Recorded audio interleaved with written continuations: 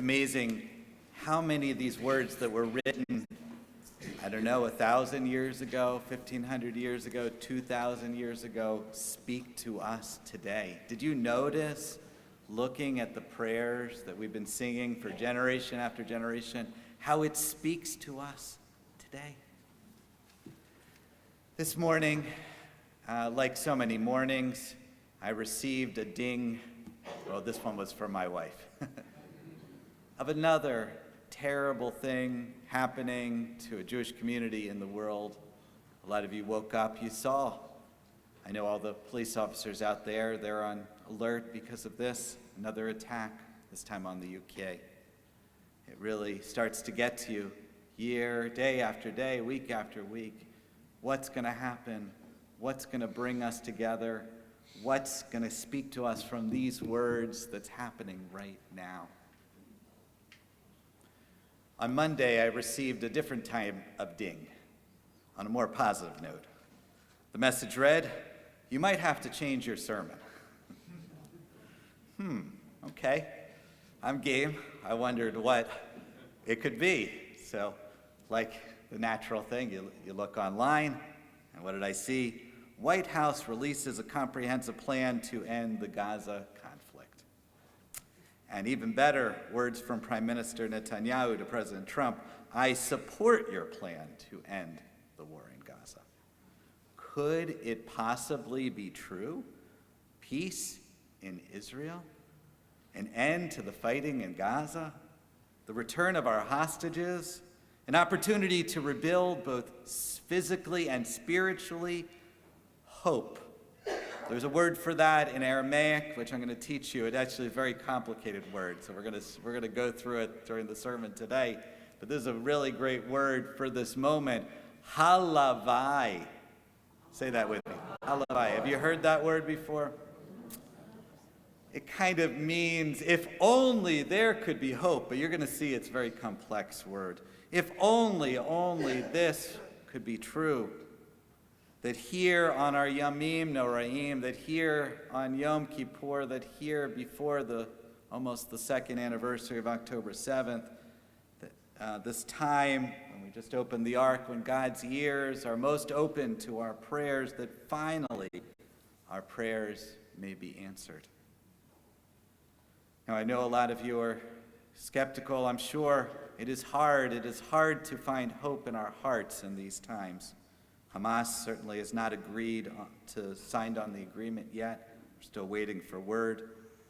But this plan has the support of the world over, from Europe to the Arab nations, and even of the majority of Israelis. For the first time in a long time, I felt a weight lift off of my heart, off of all of our hearts.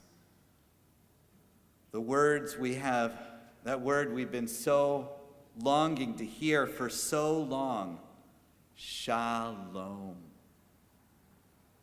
may finally return to our people and to the world. This was definitely a moment to celebrate. And as the texter suggested, a time to rewrite my sermon. These last 24 months, what does that make it? 780 or so days, have been harder, actually over 800 days. I'm terrible at math, sorry. 720, there we go, okay. 30. Regardless, they've been some of the most intense in my Jewish life and in most of yours. Harder than the Lebanon War, Soviet Jewry crisis, assassination of Rabin, 2 intifadas, a slew of Gaza wars combined. And I was in Israel during many of those occasions. From the moment we first learned of that attack to the latest news, not a day has gone by where our Jewish neshama hasn't broken just a little bit more than it had before. October 7th feels both so long ago and like a blink of an eye. Do you remember where you were when you heard the news? I know where I was, right here at Shir Shalom, ready to take out our Torahs and dance with our Torahs and sing to our Torahs and march with our Torahs on the happiest day of our Jewish year. In those first few hours after the attack, you remember we received news in dribs and drabs. What exactly had happened was very much unclear. First, we were told about hundreds of terrorists, then thousands, dozens dead, hundreds dead, over 1,000 dead, a few hostages, many hostages, several hundred hostages. In the space of a day, of a couple of hours, the news went from bad to worse to catastrophic. We gathered around phones, glued to our screens and TVs, cried with one another in our sanctuary. I blanked this out. Shira had to remind me. We came here on that Sunday. We gathered together to mourn in the place where we felt some hope together. Each new piece of information was like a knife in our hearts. The Nova Music Festival, the Be'eri, Ner Oz, Kfar Aza, and on. The elderly, babies, pregnant women, toddlers, Holocaust survivors, all taken brutally murdered in their homes and on the road. Miles and miles of underground tunnels used to perpetrate the attack. We had no idea what was underneath Gaza. It was the biblical nation of Amalek, attacking from behind, an unimaginable attack on one of our happiest days. We were in shock, both by what happened and by the response to it. Already on October 8th, there were protests out on the streets yelling from the river to the sea and global intifada on October 8th. Before we even had a chance to process what had happened, we were forced on the defensive. Even as my nephews and niece and close friends were called up to the IDF, and all of Israel was preparing for a long and painful war, the world was largely silent, if not hostile. Here in Western New York, we gathered by the flagpole of the Jewish Community Center. Most of you were here, there. It was a little bit rainy, and a rainbow came out from behind us. It's one of these things you see all over Western New York. Beautiful rainbow. Hope, maybe. Remember I told you? Halavai. Say it with me. Halavai. If only it could be true. Then 500,000 of us and 1 million, if you count all the online, including 2 busloads from Buffalo, gathered at the National Mall in D.C. to cry and to mourn together. There was a feeling of unity and solidarity we had not experienced since the rallies for Soviet Jewry in the 1980s. Even if the whole world was against us, at least we were together. Now we're going to say it again. Halavai. See, it has a different tone here. If only it could last. Sadly, it could not as Israeli forces entered Gaza and Lebanon. Protests erupted on our college campuses. The anger palpable out in the streets and in our sanctuaries. We were both against war, in a war against Hamas and at war against our friends and neighbors, at war with one another over Israel's response. The loss of these past few years has been unfathomable. While the numbers are disputed, there is no doubt that thousands of Israelis and tens of thousands of Palestinians have been killed. Whole sections of Gaza flattened, its population at risk of starvation. And as much as it pains me to say, we have some measure of culpability too. Yes, Hamas, and yes, Israel. Regardless of the final outcome, we have not come through this unscathed. There is so much rebuilding to do of our infrastructure and of our spirit. Israel's standing in the world has declined greatly as more and more of our allies have decried our actions advocating for a Palestinian state. Here in this country, Jews have been singled out again and again for actions we have no control over. We are not responsible for what happens overseas. We have no direct, does anyone here have a direct line to Benjamin Netanyahu? I don't think so. We're asked for account for something we are not at fault. Worse still, the Times Siena report released this week shows America's support for Israel is at an all-time low. We have not come through this unscathed. And yet here we are on our holiest of days. Let us take a moment to celebrate this small bit of good news, the potential of peace, halavai, and reflect a little bit about what we have lost and also what we have gained over these last 2 years. On the loss front, our pride has certainly taken a hit. I talked about this last night. October 7th attack rattled our souls. Israel displayed a sense of vulnerability we hadn't felt since the Yom Kippur War. We as American Jews have been greatly affected as well. The anger and animosity thrown in our direction has been hurtful and painful. In spite of all the strides we have made in society over the past 2 decades, sometimes we still feel like second-class citizens. What about our sense of unity? More and more we feel divided as a Jewish world. Zionist, anti-Zionist, Orthodox, liberal, Democrat, Republican. Instead of bringing us together, the conflict has so often only ripped us apart. It is hard not to hear the voice of Mandy Patinkin of The Princess Bride. Who here has watched The Princess Bride? That's one of our favorite movies, right? My neighbor is always quoting them. And he said in the interview with the New York Times just a month ago, to watch what is happening for the Jewish people, to allow this to happen to children, civilians of all ages in Gaza, for whatever reason, is unconscionable, unthinkable. And I ask you, Jews everywhere, all over the world, to spend some time alone and think, is this acceptable? Is this sustainable? How could it be done to you and your ancestors, and you turn around and you do it to someone else? You can feel that kind of anger that's often been voiced in the Jewish community in this room, out there, and I don't blame you. This is a hard time. What is our responsibility? In my own rabbinic community, it feels like it too is about to break apart. Each side pointing fingers at each other. Each side ready to walk away, accusations of not being supportive to our friends and family in Israel, while others being accused of being callous in the face of tremendous loss of life. How can you square this circle? You can't. Lastly, on the loss front, I would add our own sense of safety and security. Again, the report this morning, we heard it. The threats against us have piled up from every direction.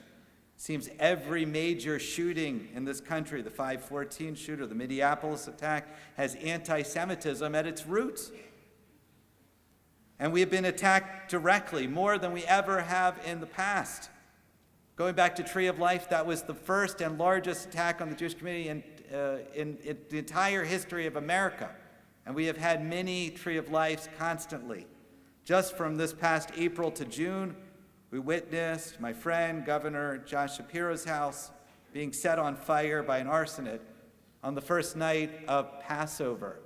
Imagine me having to email him, tell him, I cannot believe. Here on this night, he was celebrating with his family all night and finds out that his life was at risk that day.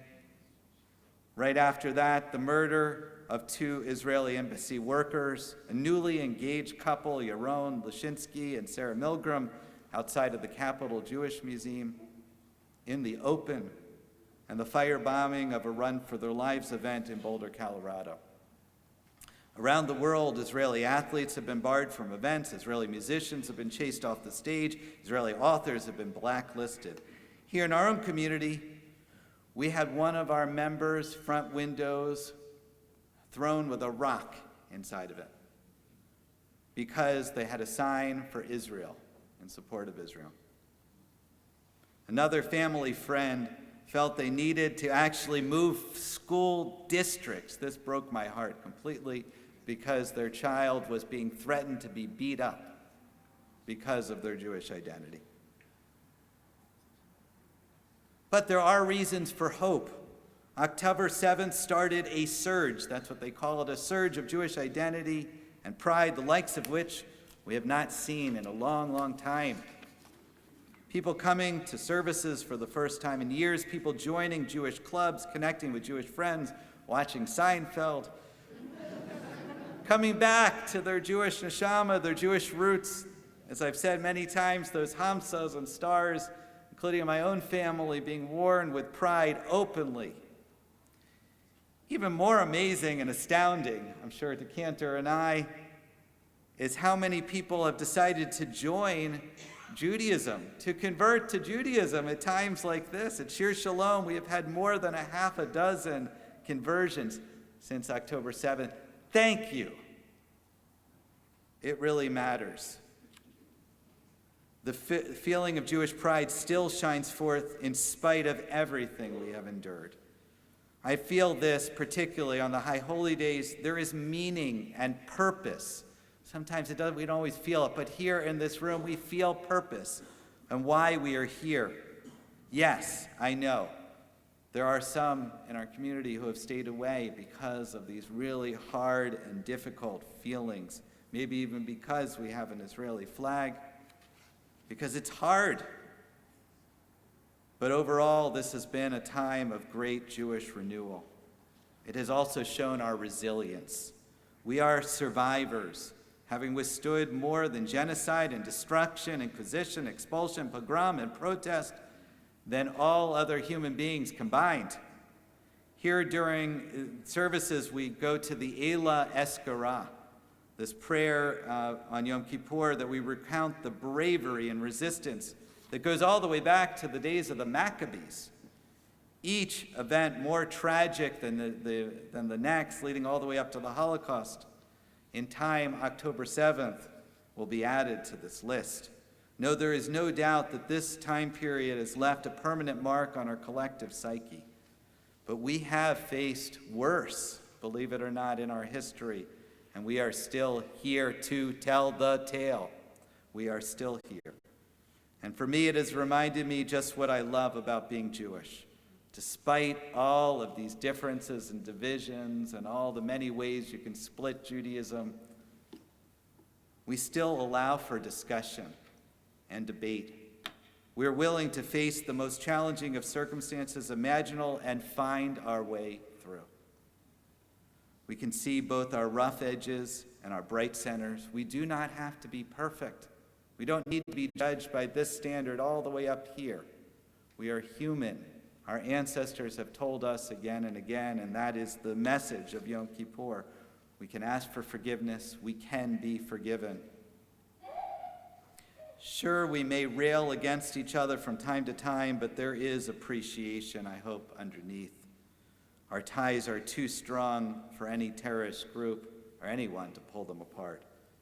In the Talmudic tractate of Shavuot 39a, we learn Kol Yisrael Aravim Zelazeh. All of Israel is bound together. Bound, meaning responsible for one another. Bound, meaning tied together like a rope. Both things are true simultaneously. All 16 million of us are connected in one big global mishpacha, supporting, praying for one another's well-being, but we are also stuck together, judged as if we were one community with one voice. Here in Yom Kippur, let us speak a little bit with one voice. Together we can abhor violence and war. Together we can encourage acts of justice and love. Together we can pledge ourselves to the betterment of humanity and the world. Together we can be bridge builders and peacemakers. If shalom does indeed arrive, halavai, let us greet it with open arms and open hearts. Moving forward, peace deal or not, we need to strengthen our ties. We need to stop creating a litmus test to determine who should be in and who should be out in our community. I want to tell you, everyone is welcome here.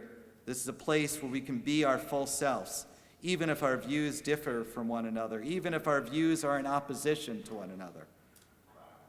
A month ago, when I met with 2 dozen of you on Zoom, each of you expressed a different feeling about the war.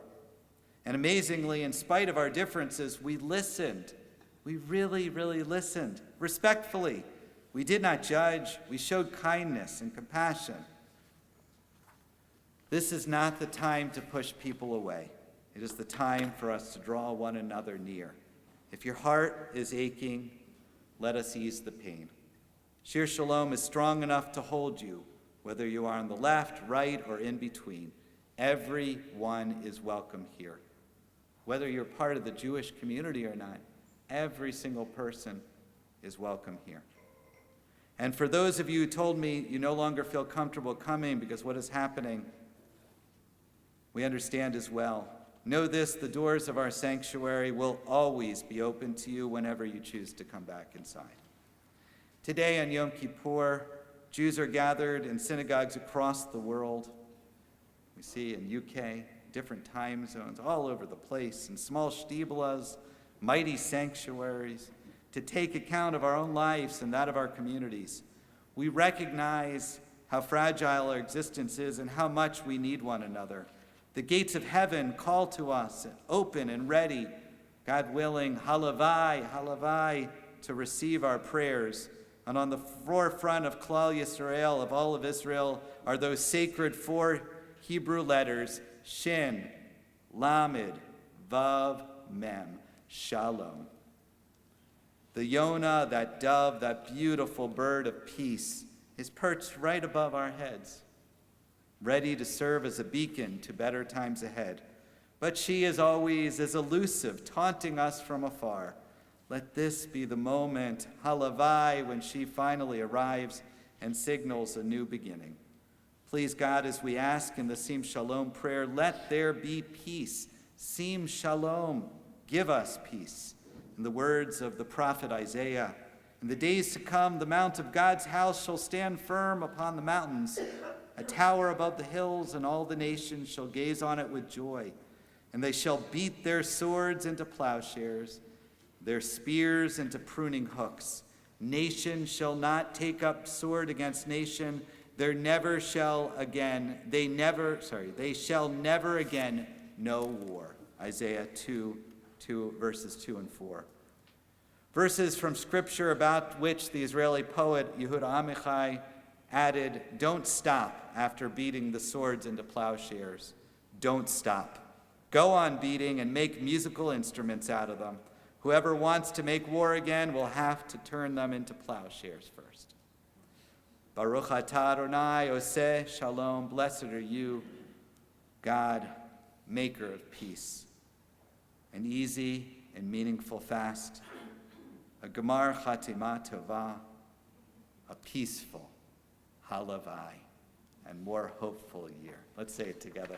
Halavai. Halavai.